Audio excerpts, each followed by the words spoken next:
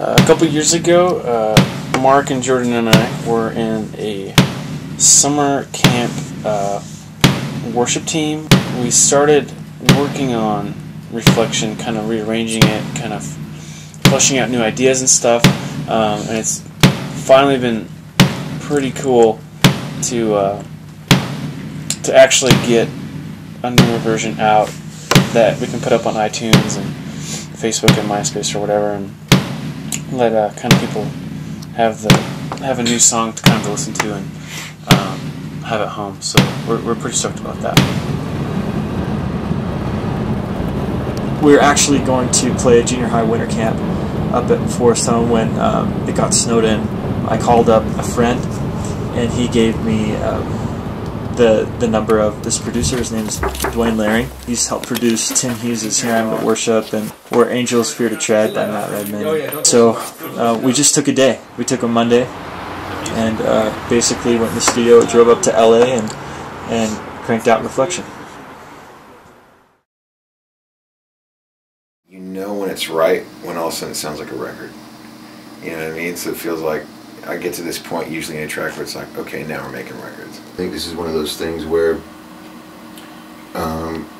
if it wasn't the song that it is, taking a bit more like artistic license and actually like doing something really kind of crazy. You know what I mean? Not crazy, but just like taking a bit more liberty with it. But it's kind of like get it out, get it to people so they can hear it, you know, the whole thing. I think like adding a 2-bar like hold like that, cause it's jong jong jong. 1, 2, 3, 4.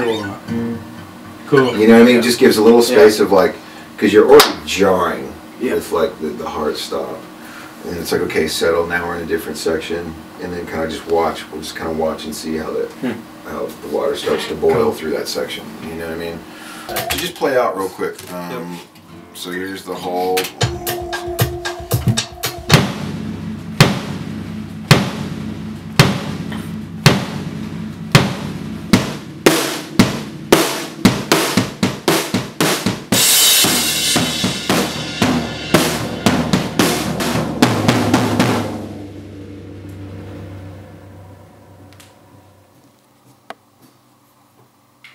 Cool.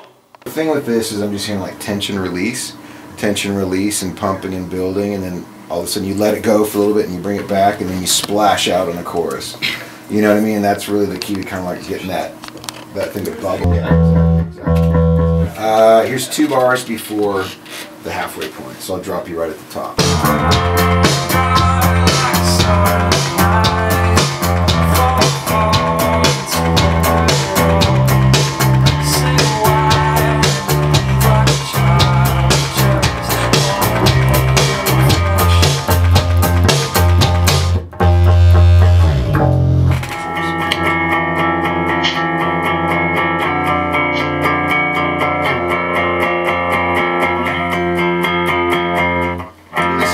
Like the hardest you probably spent. I think this song is really special because in a lot of ways it's so simple and basic that it's easily accessible for anybody. That's why I think youth groups love to play it and they love singing it. It's got great meaning.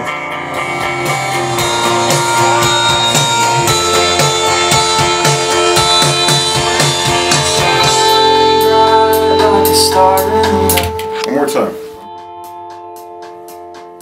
Yeah, that's gonna be cool.